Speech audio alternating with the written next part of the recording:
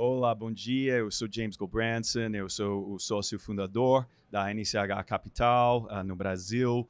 Estamos aqui no evento Expert, a exposição da XP Investimentos, e temos hoje de manhã o grande prazer de estar com as sócias fundadoras da Ápice, que vocês têm agora, vocês começaram em Salvador, né? Polly, se pudesse descrever um pouquinho, dar um pouquinho sobre a história da Ápice, seria ótimo. Tá, ok. Primeiro eu queria agradecer o convite da NCH Maracanã para termos esse bate-papo. Contar um pouquinho para vocês da história do Ápice. Acho que o Ápice surgiu por uma mudança no sistema bancário, né? Devemos agradecer o sistema bancário brasileiro. Éramos consultoras de investimento em grandes instituições financeiras e com a extinção do nosso cargo, a gente realmente era o nosso desejo continuar prestando consultoria e assessoria na área de investimentos, então a gente começou a conversar sobre esse mundo novo, né? E fomos evoluindo a história e fomos conhecer, nos aproximamos da XP, né? Entendemos que na época era a plataforma que nos daria o suporte necessário. E aí veio então a ideia de criar o Ápice para que a gente continuasse a prestar um serviço de assessoria. Inicialmente fomos eu, a Helena e a Fernanda, que já era algo bem diferente, né? Quando a gente veio conhecer esse lado de cá, a gente se deparou com uma outra realidade, um universo predominantemente feminino, masculino, né? Ao contrário do que a gente vinha, porque é até interessante isso. O segmento de alta renda dos bancos, ele é dominado por mulheres, né? Acho que logo e quando a gente veio para esse mercado aqui, a gente viu que era exatamente o contrário, mas a gente está muito feliz porque está mudando, né? A cada Expo a gente percebe mais mulheres sendo inseridas nesse mercado. Exatamente. Antes de começar, a Fernanda Passini mencionou que ela que tem assistido desde 2016, ela falou que é 10 vezes o número de mulheres que estão assistindo. Eu sou pai de 3 filhas. É meu sonho que elas venham a trabalhar comigo um dia, né? Então, eu fiquei muito feliz. Eu reparei esse ano que também aumentou muito o número de mulheres que estão participando. Uma coisa que, claro que nós estudamos o mercado brasileiro, os investidores brasileiros, quem aplica em ações. Uma coisa que eu sempre fiquei impressionado com o Brasil é que, quando você olhar nas famílias brasileiras, as mulheres são as pessoas que tendem a fazer as decisões financeiras, né? Uma de vocês pode comentar sobre por que você acha que é isso e como vocês atendem, o que diferencia a Ápice nesse sentido? Bom, eu acho que uma participação muito importante e relevante é que no Brasil a gente é bem matriarcal, né? Então, quando a gente está localizado no Nordeste do país, especialmente, então sempre o marido ia trabalhar, era a fonte pagadora, mas as decisões, né, da família, como organizar isso, sempre foi muito mais pelo lado matriarcal, né? Sempre foi pelo lado da mãe. E a gente vê isso muito forte porque a gente tem uma linha de clientes onde a gente insere a mulher nessa decisão para o mercado financeiro e elas gostam disso. Então, a clientela que predominantemente é masculina, né, por ser a fonte de arrecadação de recursos, os pais, os avós que montaram e construíram patrimônio, mas a gente percebe que quando a gente traz a mulher para essa decisão, elas passam a aprender, né? E elas querem aprender para tomar melhores decisões sobre os investimentos. Então, o que a gente vê hoje nessa feira, a quantidade de mulheres avançando e a quantidade de mulheres participativas e ativas, né? Não no backstage, mas no front também das decisões, é o retrato e a consequência desse movimento, né? A mudança de geração também é muito relevante. Então, a gente que já teve uma geração, né, de mulheres trabalhando fora, então a gente já é muito mais empoderada para tomar as decisões sobre o nosso recurso, sobre a construção do patrimônio que a gente tem feito. Não faziam ou achavam que o homem que tinha que decidir, né? E isso ao longo do tempo foi mudando, né? Isso muda e muda muito mais rápido, o que é muito interessante. Então, quando a gente vê as filhas dos nossos clientes, elas já vêm para as reuniões, né? De como decidir, como montar uma carteira de investimentos. E eu acho que o ápice, a gente tem um foco muito forte em trazer a mulher para ser o decisor, né, disso. Então, a gente tem participações em vários eventos, né, tanto em Salvador como em Fortaleza também, de trazer a mulher para esse cenário e ela ser mais ativa e deixar de ser coadjuvante. Recife, aqui São Paulo, então a gente começou com o poder dessas 3 mulheres maravilhosas, mas a gente tem trazido muita mulher para a nossa parceria e a gente tem inserido muito as mulheres, nossos clientes, também nesse novo modelo, aí, nesse novo mundo, né, em relação aos investimentos. Muito legal, muito legal. E hoje em dia, o que seus clientes estão pensando sobre o mercado? Porque imagino que muitos dos seus clientes talvez sejam novos ao mercado financeiro. O que eles estão, o que lhes interessa agora no mercado e como que vocês estão atendendo as perguntas, a educação financeira aos seus clientes, se pudessem comentar um pouquinho sobre isso. Eu acho que a gente está vivendo um momento assim que o investidor ele está buscando mais conhecimento, né? A gente vive na era de uma informação muito rápida, né? E esse investidor ele está ávido por informação. A gente vive também um momento de euforia nos mercados, né? Assim, a gente passou uma semana aí de bolsa batendo máxima histórica, né? E toda vez que a gente tem essas ondas, a gente vê essa onda também de interesse, né, para o mercado. A gente tem um cuidado muito grande em dividir esse conhecimento para o cliente. A gente entende que quanto mais o investidor tem conhecimento, ele toma decisões mais assertivas, principalmente quando a gente fala de investimento de risco, né? Se ele tem consciência, se ele tem conhecimento do risco que ele está tomando, isso é muito mais tranquilo. Então, a gente tem uma preocupação realmente grande em dividir esse conhecimento, em estar informando esse investidor cada vez mais, para que a decisão também seja dele, né? Acho que tem que ser uma coisa compartilhada. A gente tem que entender o perfil desse investidor, tem que entender quais são as expectativas dele, mas é importante que ele também entenda todo esse contexto, porque a decisão final tem que ser dele, né? Essa questão de risco, para nós, como gestor, é muito relevante assim, em como nós aproximamos aos nossos clientes finais, né? Porque entendemos que provavelmente a grande maioria não tem FIA, não tem talvez multimercado, estão saindo para dar poupança pela primeira vez, que estão talvez aplicando em crédito privado pela primeira vez. E, assim, é bom ter um mercado que está subindo, é sempre bom. Eu não vou recusar de um mercado que... eu sou, assim, nós somos conhecidos como os zagueiros da indústria de FIA. A gente enxerga uma carteira a gente acha que o cliente devia enxergar sua carteira de fundos de investimento como se fossem uma equipe de futebol. Você precisa do seu ataque, senão você não marca. Preciso do meu campo, mas não pode esquecer da defesa, né? Precisa do zagueiro e o goleiro.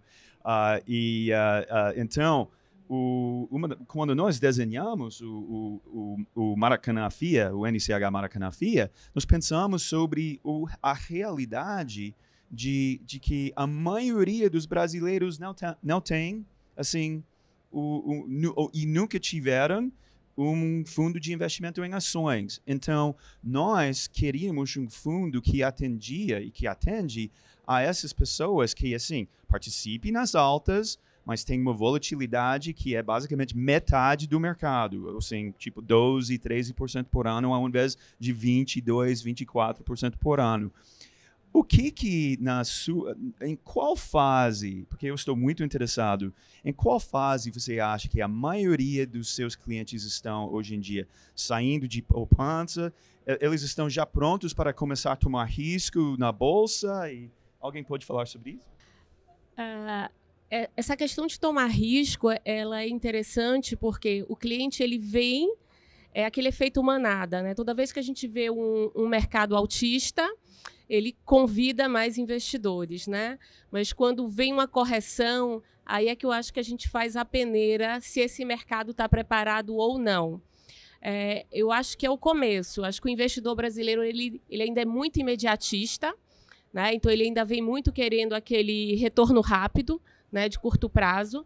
Eu acho que depende de nós esse processo de conscientização, de passar essa visão de longo prazo, né? A gente vive um momento desafiador, a gente nunca viveu esse cenário de Selic tão baixa, né? Então, todo mundo estava acostumado a aplicar em DI e ter 1% ao mês, né? Então, esse cenário está sendo bom para que as pessoas despertem para a necessidade da diversificação, que entendam os movimentos de volatilidade e que comecem a ter essa visão de longo prazo. É engraçado quando a gente pergunta para um cliente, quando a gente vai fazer uma sugestão de carteira, ele fala assim, não, esse dinheiro é de longo prazo, eu só vou precisar dele daqui a 1 ano. Eu falei, mas 1 ano não é longo prazo. Né? Mas é um processo, acho que estamos no caminho.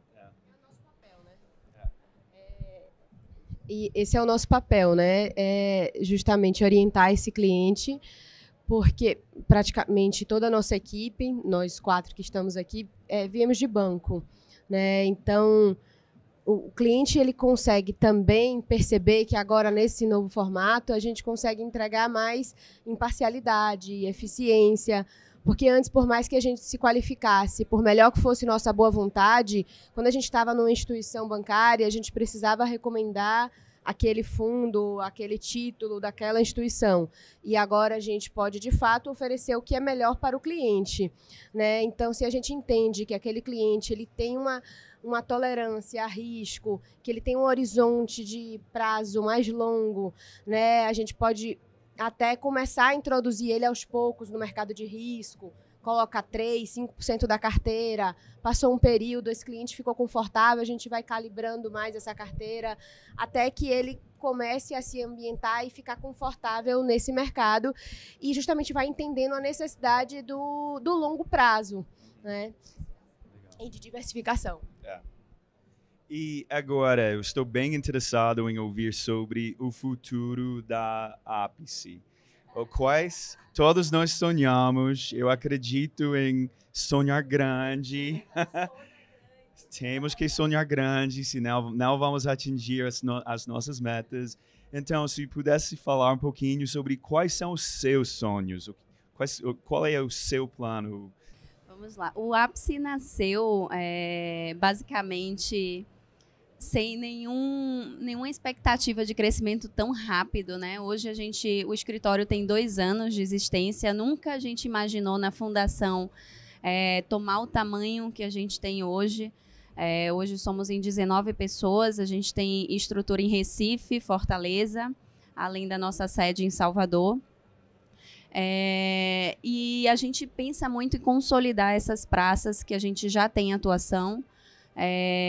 A gente sempre atuou na área do Nordeste, então é uma área que ainda tem muito a crescer, é o menor market share da XP hoje no mercado, e a gente conhece muito os profissionais dessa região, né? Excelentes profissionais, clientes que são mal atendidos ainda pelas instituições bancárias, pelo fato das grandes estruturas, dos private bankers serem concentrados em Salvador, então esses clientes acabam ficando sem o atendimento merecido.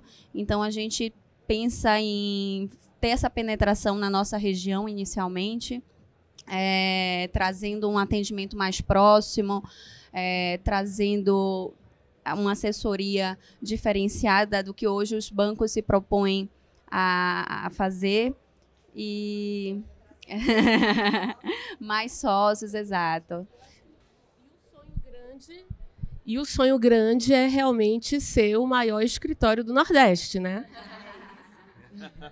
Gostei. Imagino que assim o Nordeste tem sofrido muito durante a crise, né? É a região do país que sofreu mais. Sim, sim. Hoje o Nordeste, ele, assim, as grandes empresas, a concentração de riqueza ainda no Brasil ainda é bem centralizado em Sul e Sudeste, né? Mas isso vem mudando, né? O Nordeste cada vez mais vem tomando uma proporção diferente. Como eu falei, muitas vezes famílias, patrimônios são gerenciados por profissionais aqui de São Paulo, né? Então, que às vezes vão até lá para fazer o atendimento, muito por essa falta, essa carência exatamente de serviço local. Então, a gente vem muito para complementar isso aí e ter esse atendimento mais próximo do nosso cliente lá na região. Legal. E sabe, com as reformas, tem um potencial grande da retomada de crescimento e imagino que o Nordeste, tipicamente, quem sofreu mais, tende a melhorar mais rápido, tá? A gente teve dois eventos, né, que é de conhecimento público que afetaram bastante o Nordeste, né? Esse problema todo da Petrobras, né? A gente tinha toda uma cadeia produtiva por detrás, né? Isso gerou uma onda de desempregos. E depois o problema da Odebrecht, né? Uma empresa genuinamente baiana do Nordeste e que empregava, assim, direta e indiretamente muitas pessoas, né? Então a gente está vivendo realmente um momento complicado, aumentou o nível de desemprego bastante, né? Em todas as classes. Teve todos esses acontecimentos, realmente tiveram um impacto muito negativo no Nordeste, mas a gente já vê um movimento que pior não vai ficar. Então, o resto do país já enxerga o Nordeste diante de passar a reforma da Previdência, reforma tributária, tudo que está exposto. A gente vê o resto do país olhando para o Nordeste de uma forma diferente, como uma forma aonde tem que crescer, onde está mais defasado. Então, quando a gente tem a localização do Nordeste, a gente está vendo já grandes grupos de Sul e Sudeste irem para o Nordeste, de outras formatações. A gente viu realmente um desmonte na operação por conta de Lava Jato, Odebrecht e outras grandes construtoras, mas, ao mesmo tempo, trouxe alguns players médio e pequeno, que começaram a ter uma participação muito significativa. E esses pequenos players, dentro de setor produtivo, começaram a ganhar dinheiro e começaram a construir patrimônio. E quando a gente vê esse universo que mudou, então, em vez de a gente ter tido sempre grandes concentrações, a gente passou a ter uma diversificação maior dessa cadeia produtiva. Então, o dinheiro passou a mudar de mão, pessoas que antes prestavam serviço começaram a ser contratados por empresas, e a gente vê muito projeto, falando de governo do Ceará, mesmo a cidade de Fortaleza e Salvador não é diferente, a gente vê uma participação muito forte deles em companhias estrangeiras, diante de projetos a serem feitos depois de passadas as reformas. Então, a gente tem esse sonho grande, a gente vai trazer muitos mais sócios para o ápice, porque a gente vê um potencial de crescimento no Nordeste muito maior do que no Sul e no Sudeste. Já está, né, já é status quo o Sul e o Sudeste. Então, o Nordeste ele tem um potencial de crescimento que é igual o potencial de crescimento que a gente viu na Bolsa esse ano, né? Então, a gente tem um potencial exponencial de crescimento na região Nordeste. E a gente está preparado e está buscando novos sócios para que a gente esteja preparado para atender melhor esse cliente e atender uma quantidade maior de clientes, né? Então, como esse dinheiro mudou de mão, a gente tem que estar muito mais próximo desse cliente que era pequenininho, ficou pequeno, é médio, e as construções vão voltar. A gente sabe que o mercado imobiliário vai voltar também nessas cidades, principalmente de infraestrutura.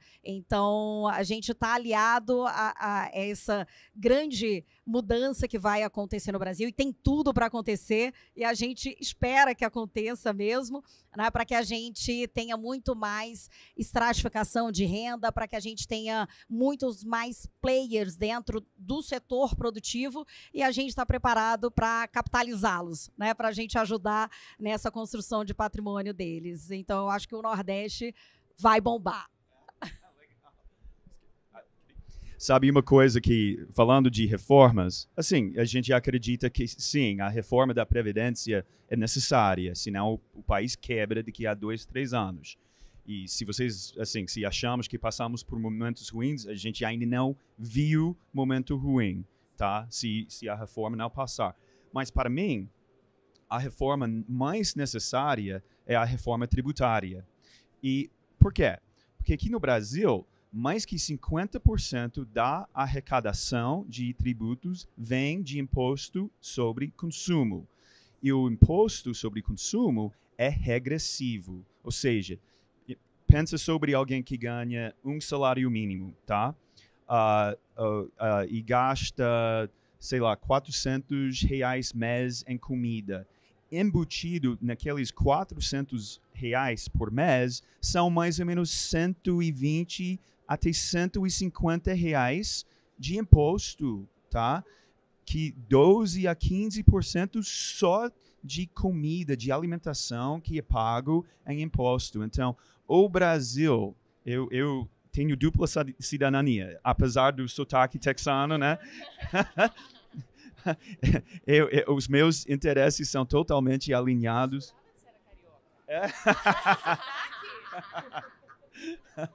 Eu agradeço muito. Então, os meus interesses são, sim, alinhados com o Brasil. E a coisa... E para o Nordeste, para, assim, criar mais emprego, para, assim, a saída da pobreza, que aí aumenta exponencialmente o seu mercado potencial, não? Eu acho que, assim, a necessidade de uma reforma tributária que reequilibra a tributação no país, cria um imposto único de consumo, um IVA. Todos os países da América Latina têm IVA fora o Brasil, tá? 15, 18, 20... Também sou americano, eu prefiro 8%, 6, 8% como tem lá. Mas vamos... 15 a 18 já melhorou contra 30 a 40% em alguns produtos. Então, teria mais alguma coisa que um de vocês queria acrescentar? Eu acho que o Brasil ele precisa trazer saúde financeira para as contas públicas, né?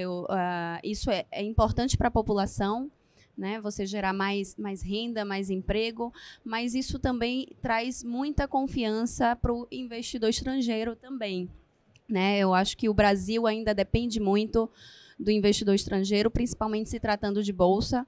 A gente ainda tem essa dependência, e trazendo essa credibilidade maior, né, você fazendo um ajuste fiscal, ajuste nas contas públicas, isso traz uma segurança muito maior para o investidor estrangeiro voltar a investir no Brasil, né? Eu acho que a reforma doméstica ela é importante para nós, mas também isso reflete na nossa imagem lá fora, né? E acaba tendo aí investimentos tanto no mercado financeiro, né, na bolsa, melhora a confiança, e também no investimento produtivo, né? As empresas acabam implementando novas fábricas, novas operações no Brasil, que acaba gerando mais emprego, mais renda. Enfim, aqui na feira a gente viu bastante aí grandes governantes falando aí ao longo do evento, que traz um otimismo muito grande para a gente. Se tudo que for dito realmente se concretizar, acho que a gente tem um bom caminho a percorrer aí para o crescimento. Eu, como brasileiro e também estrangeiro, eu concordo totalmente, né? Eu acho que a gente vive um momento também bem diferente do mercado internacional, né? A gente está no contraditório. Tá? Então, a gente enxerga lá fora uma perspectiva de crescimento menor. Quando a gente olha Estados Unidos, Europa, né, os grandes centros e as grandes economias, elas tendem nos próximos anos, de acordo com o relatório de FMI, perspectivas de crescimento, a crescerem menos. E o Brasil está represado. Então, essa importância do investidor internacional, e a gente fazendo o dever de casa, né, sendo seguro, um país um pouco mais seguro, mas o emergente, ele por si só, ele traz melhores oportunidades, né? Então, quando a gente está na contramão do crescimento internacional, aí sim a gente poderá assistir os próximos anos de uma economia mundial menor de crescimento e o país, o Brasil, no caso, que dos emergentes a gente prefere o Brasil. Então, a gente pode ver um crescimento exponencial aqui também, tanto no mercado de capitais, como nas aquisições, fusões, abertura de capital de empresas, né? Os estrangeiros vindo para cá para investir no setor produtivo também. Então, eu acho que a gente pode ver nos próximos anos a gente na contramão do mundo. O mundo crescendo bem menos e a gente crescendo em exponencial aí os próximos 4, 5 anos, fazendo o dever de casa. Eu acho que a gente vai ter bons momentos se a gente conseguir consolidar tudo que esse governo, como a Fernanda falou, né, o que foi proposto, o que foi falado aqui na feira, se for alcançado, a gente tem tudo para ver próximos anos o mundo crescendo bem menos e o mundo querendo estar mais integrado aqui à economia brasileira, né?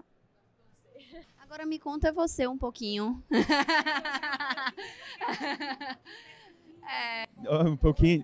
Então, posso vender um pouquinho? Okay, tá bom. Okay. Tá bom, ok, tá bom. Bom, vou conversar um pouquinho sobre o que é a NCH e o que é o NCH Maracanã FIA.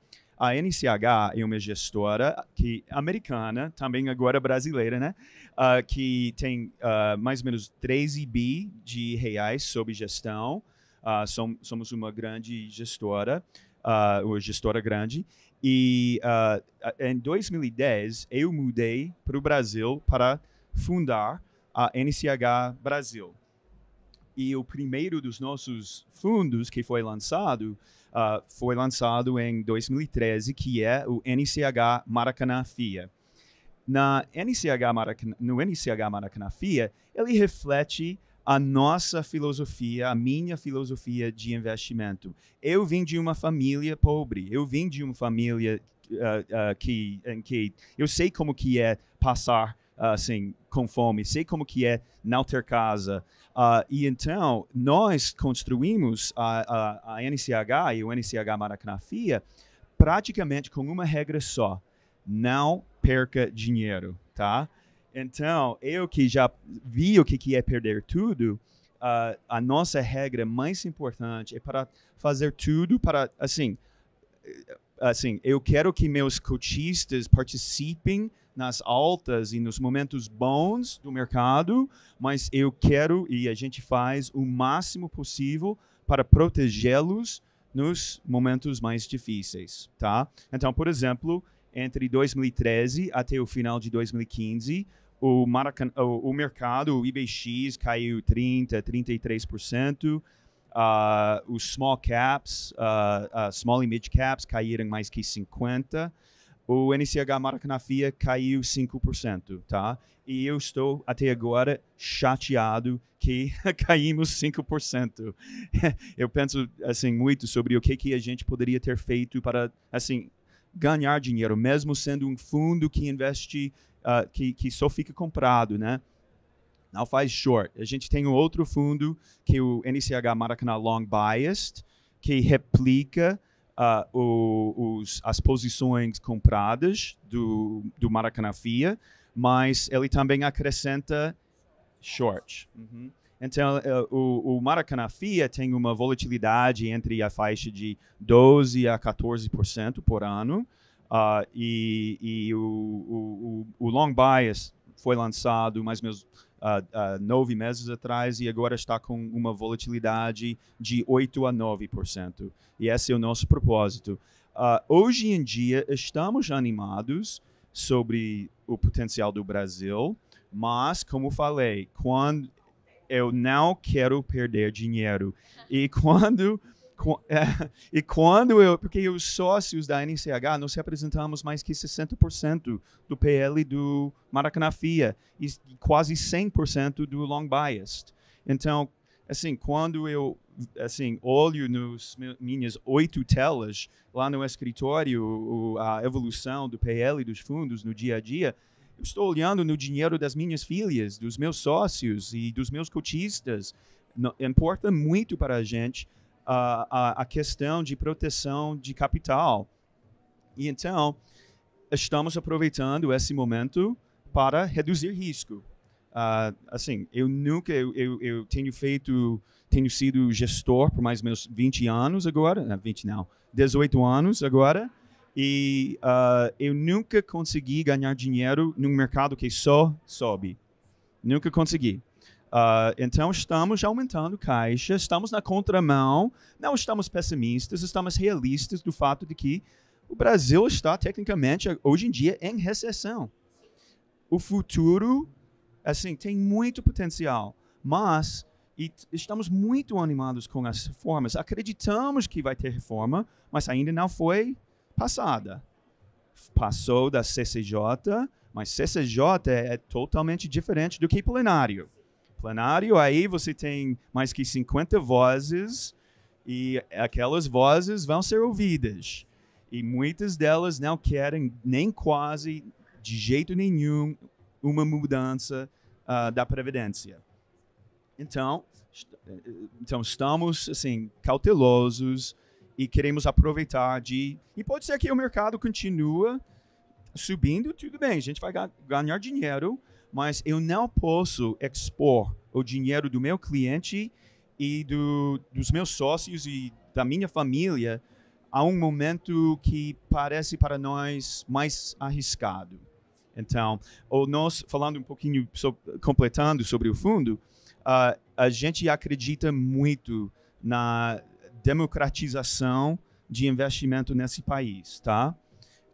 Eu quero que todos os brasileiros, tenham a possibilidade de investir em fundo de investimento. Então, nossa aplicação mínima é R$1.000 e de vez em quando eu acho que devia baixar ainda mais.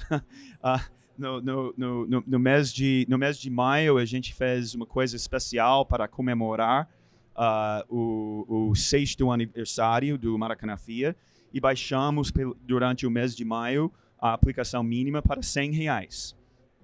E sabe, eu fiquei quase emocionado quando eu vi aplicações de tipo 126, 118, 112, porque eu reconheci que são pessoas que não têm muitos recursos, provavelmente, e aqueles R$110, 112, exato. E cada um dos meus cotistas vale o mesmo comigo. Um que tem 10 milhões e um que tem 110, para mim, valem o mesmo. Então, torcemos muito para vocês. Vocês podem ter certeza que eu estou na torcida de vocês. Eu, pai de 3 filhas, e nós da NCH vamos fazer tudo o máximo possível para ajudar vocês. Fazer uma curiosidade nossa aqui. O porquê do Maracanã?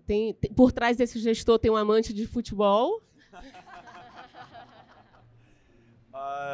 O Maracanã, assim, para dizer a verdade, a minha banda preferida, eu trabalhei no Brasil por muito tempo, tá?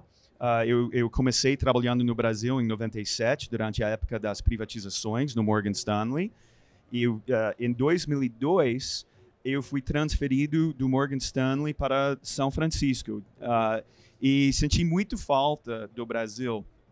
2003, minha banda preferida tocou no Maracanã e voltei para o Brasil e aí aquele momento representou a minha volta para o Brasil, então por isso que é Maracanã. Qual é a banda? Rush. A decisão de alocação de recursos no FIA Maracanã tem algo específico ou não é uma gestão ativa? Acredito, sim. E quais são os ativos? Qual é a escolha? Que tipo de empresa? Se é setorial, se não é setorial? Fala um pouquinho o que está por dentro dessa carteira. Bom, primeiramente, a gente não vende performance, a gente vende processo, porque atrás de toda a nossa performance, alguns momentos bons, alguns momentos excelentes e alguns momentos ruins, por trás de tudo é processo. E o nosso processo depende na identificação do ciclo, em que ponto do ciclo econômico em que estamos. Porque uma vez você aumentando o risco no topo do ciclo econômico, você assim arrisca seu dinheiro muito, porque tem muito potencial para o ciclo virar negativo. Então, a gente tem software proprietário que agrega mais que 130 milhões de dados fundamentalistas do mundo inteiro para ajudar a gente a entender em que ponto do ciclo econômico estamos, tanto no Brasil como no mundo. Porque, como você falou, o estrangeiro ainda que manda no fluxo do Ibovespa, tá? Segundo, então, uma vez identificando o que estamos, por exemplo, 2015, 2016, a gente identificou que 2015 foi o final do ciclo ruim. Pelo segundo tri de 2016, a gente ficou assim, que a confirmação já veio e que o ciclo iria melhorar. E aí a gente aumentou muito a nossa exposição, não simplesmente em bolsa, mas também em companhias que poderiam beneficiar mais desse novo ciclo virtuoso, especialmente em consumo discricionário. Então entrou Magazine Luiza, Guararapes, Arezzo, como posições compradas, e fez com que em 2017, porque 2017 também foi a continuação do ciclo ótimo, a gente subiu 43%. Com volatilidade de 13%. Dias de Wesley, a gente caiu 4% bruto, simplesmente pela questão de o foco e atenção em proteção de capital. Agora, lá fora, o ciclo já virou negativo. No Brasil, tecnicamente, estamos em recessão técnica agora, no segundo tri, de acordo com os nossos dados. Então, assim, o ciclo já virou um pouquinho negativo e, então, a nossa gestão reflete uma gestão mais conservadora, tá? Aquela gestão que a gente teve entre 2013 e 2015, enquanto evitamos muita perda. Agora, reconhecemos a importância do novo governo, do Paulo Guedes. Somos os fãs número 1 do Paulo Guedes. E...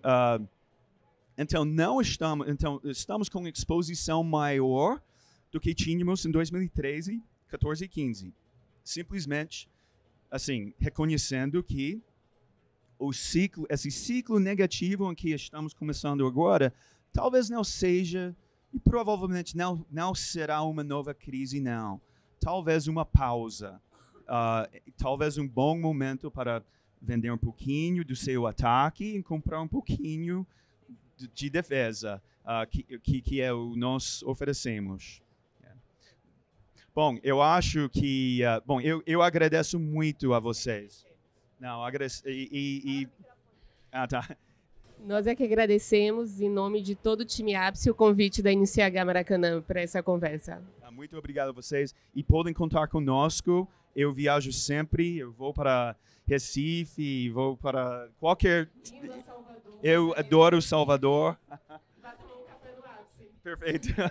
Vou sim. Então, muito obrigado a vocês, as fundadores da Ápice. Sucesso para vocês, um ano ótimo para vocês. E agora vamos encerrar. E até a próxima, gente.